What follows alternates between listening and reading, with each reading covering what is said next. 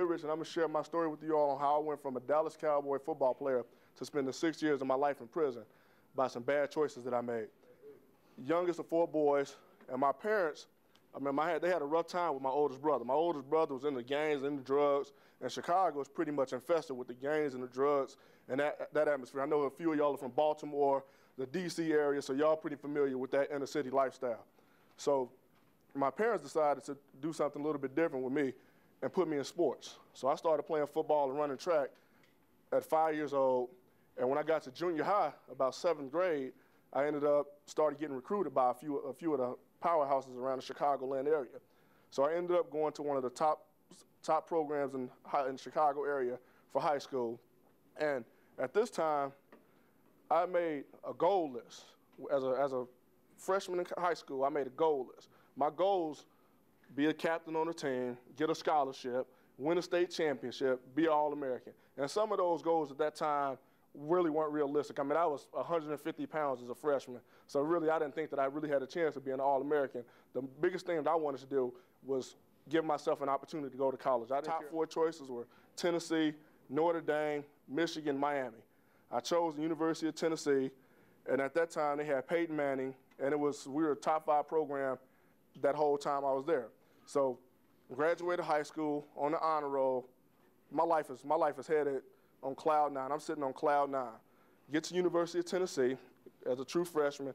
I set my goals. My goals were pretty much the same thing: NFL, national championship, All-American, all-conference. I wanted to start for 3 years on varsity, be a team captain. We started just chipping away wins, and when we doing that, we started getting more and more confidence. We had awesome leadership and a guy named Al Wilson, Peerless Price. I mean, those guys were unbelievable leaders. So we just chipping away one game at a time, one game at a time, one game at a time. I mean, defense making plays, flying around, doing a bunch of stuff. So we end up going undefeated, meet Florida State for the national championship game. And same thing, we were undefeated. Florida State had lost the game. They come in like a 7-point favorite. So we looking at them, we didn't get into all the favorites and stuff, but the coaches, they don't nobody respect y'all. Don't nobody respect what y'all doing out here. Don't nobody respect that y'all went undefeated in the SEC, and we number 2 in the country. So we say, you know what, we're going to go out there and earn our respect. We're going to go out there and show these people. So at this point, a lot of scouts are telling me, hey, you know what, you're a top 5 corner and whatnot. And at that time, I don't know if y'all familiar with the draft, but if you're a top 5 corner, you're probably going to go first round. And as a junior, so I'm like, I'm starting to think like, man, I got a chance to leave early. Now, I haven't really accomplished none of my goals in terms of captain, all SEC, none of that stuff. So I'm like, man, this is a goal of the NFL, forget all that stuff. So I remember talking to Coach Foreman right before the game, and Coach Foreman was like, what are you going to do? Are you going to turn pro? I'm like, Coach, if I have a good game, I'm gone. I mean, that's what I said. That's what I told him right before the game. So the second quarter, Peter Ward, that was my assignment the whole game, cover Peter Ward. So he run a out route to the wide side of the field. I don't know what he did that for. Pick 6. So I ran over there to the sideline. Coach Foreman was like, what's up? I'm like, I'm gone. You know what's up. I come back my senior year, got voted team captain. We won a national championship. I was MVP of the national championship game and only playing a half. So I'm sky high, the number 1 rated corner.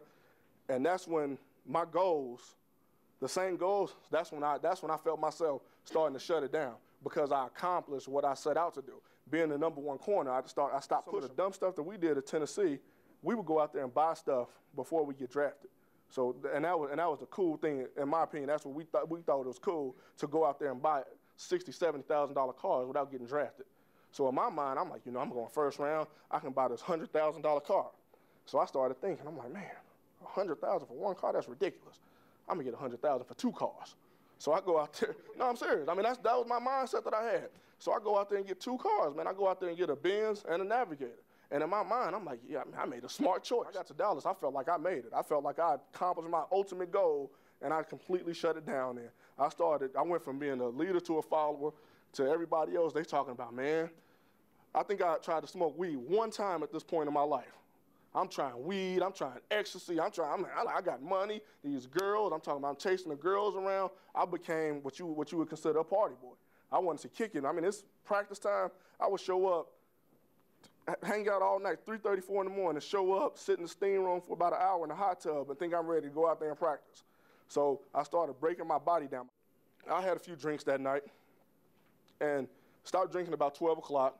And as I'm heading home at 2:30 on the highway, Interstate 35, I'm following behind the SUV.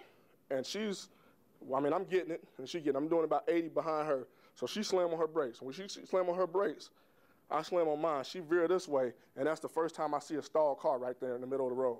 So as I'm coming up on this car, it's an 18-wheeler kind of creeping by to the right. I know that my only way is to go left. I'm gonna hit this car smack dead in the middle.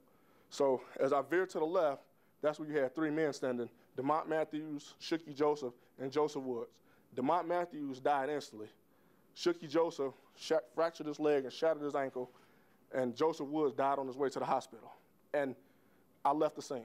I left the scene because I panicked. I left the scene because of selfish reasons. I saw everything that I worked for flash in front of my face and didn't really want to deal with the consequences of what I did, the consequences of the choices that I made. First off, going out drinking, getting behind the wheel, and leaving the scene. All those choices led up to me making the worst decision of my life. I'm bitter. I'm mad because people wasn't coming to see me like I thought they would. They wasn't sending me money. They wasn't writing and stuff like that. So my life-changing experience happened one day when one of my boys in there, he was like, I see you real bitter and stuff like this. And Joseph Woods' mother was real vocal about not forgiving me. I mean, every article, every interview she did, she was real vocal about, I can't forgive him. And I would pray for her, to forgive me.